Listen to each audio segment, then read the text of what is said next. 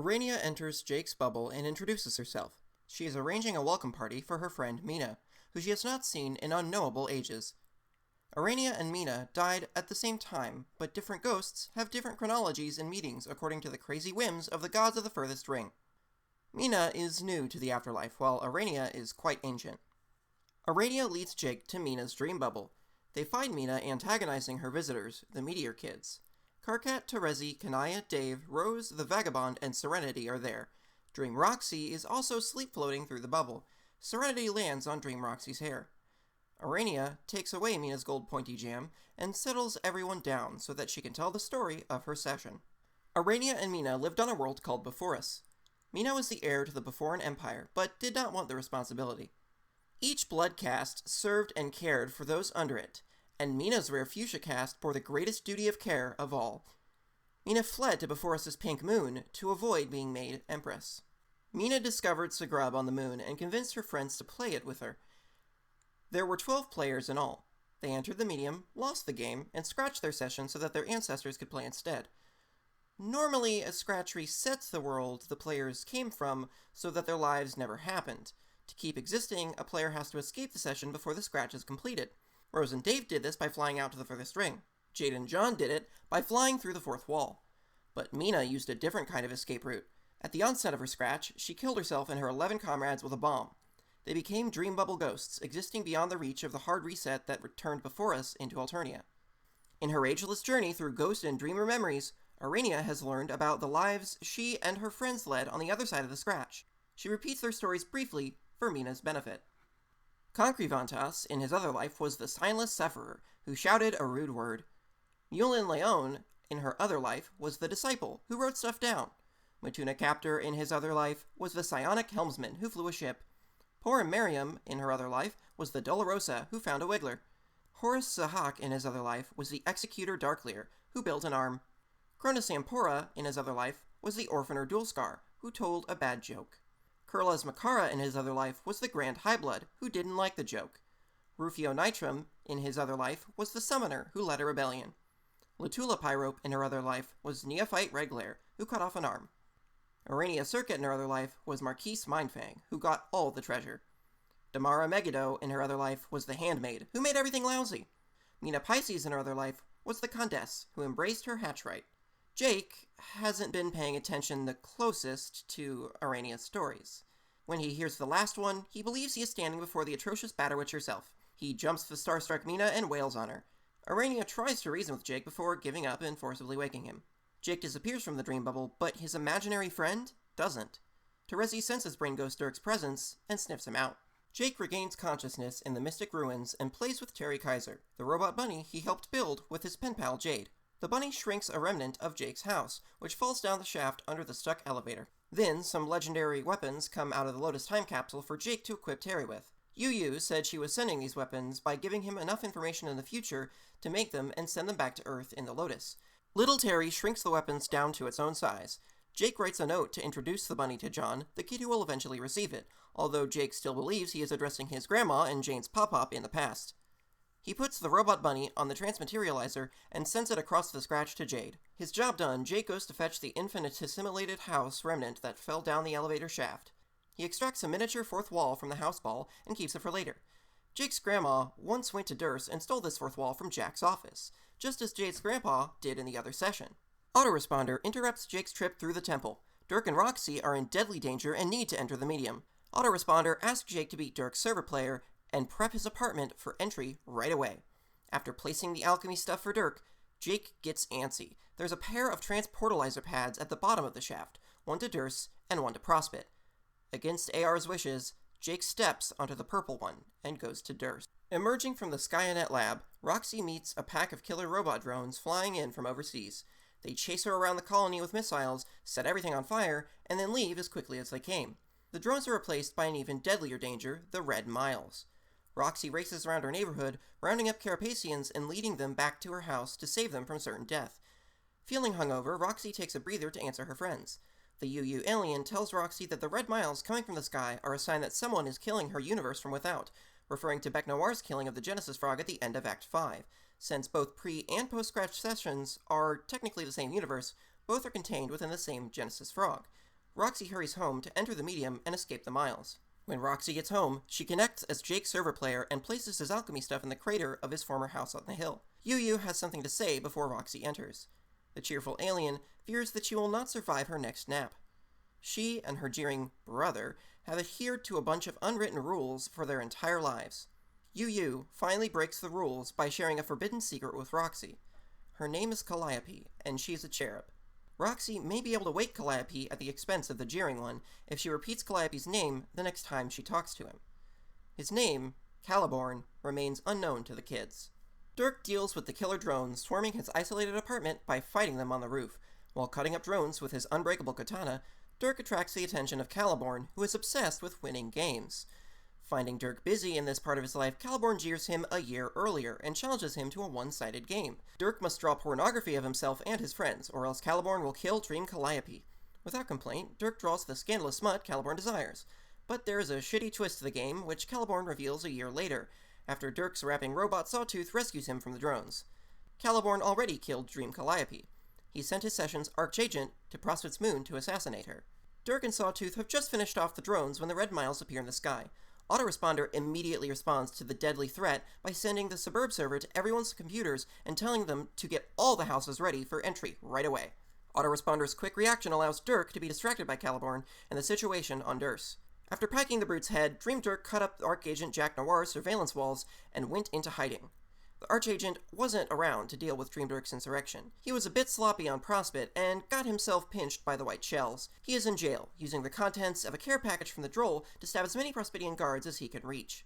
Jack's deputy, the Draconian dignitary, asked the new queen for some firepower to help smoke out the troublesome dreamer. Condi lent him a Drone Gorg fighter mech and the Black Queen's Ring of Void, which has no orbs and will receive no prototypings, but it can still do the red miles. The dignitary puts on the ring and releases the miles to scour the surface of Dirce. Dirk finds himself beset by red miles on both worlds. Jake, Jane, and little Sebastian transportalize to Dirce at the worst possible time. The miles are spreading through the streets, reducing buildings to purple rubble. Dream Dirk finds Jake and Jane gawking at each other across a fiery chasm. He orders Jane to run back to Loka, but a lash of the red miles impales and kills her. A building collapses onto the transportalizer pad she came from. Next, he orders little Seb to haul Jake back to Earth. The bunny Brobot jumps the chasm, grabs Jake, and drags him onto his transportalizer pad moments before it, too, is buried under rubble. This returns Jake to the elevator shaft in the Mystic Frog Temple. Lil Seb blasts off with a rocket and carries Jake up the shaft and out of the temple. The volcano on Jake's island has erupted, spewing lava onto the forest where Jake's bedroom has been sitting for years. Little Seb flies Jake toward the crater of Grandma's house, which is on the high ground, but doesn't make it there. The two Rocketeers attract the baleful garnet glare of a Dragon Lucis. The rocket explodes, separating them. Jake falls into the ruined house and is knocked out again. Little Seb falls into the lagoon and sinks to the bottom. Before Dream Dirk can do anything else, he is knocked unconscious by a falling masonry. The waking Dirk also loses consciousness on the roof of his apartment. His beloved puppet, Little Cal, falls into the ocean and sinks to the bottom. Caliborn fears and detests this puppet and identifies it as a juju. He told Dirk that it will be erased when the universe dies because it exists elsewhere and jujus resist duplication. Roxy is at home, working the totem lathe to make her entry item, when a lash of the miles impales and kills her. Unconscious on Earth and Dirce, Dirk goes to dream in the furthest ring. In Mina's bubble, the one in which Dream Roxy is sleep-floating, Brain Ghost Dirk becomes a projection of Dream Dirk, visible to everyone. Dirk tells the ghosts and travelers that he and Roxy need to go home and fix everything. He flings Dream Roxy and Serenity out of the bubble. Then Arania graciously wakes him.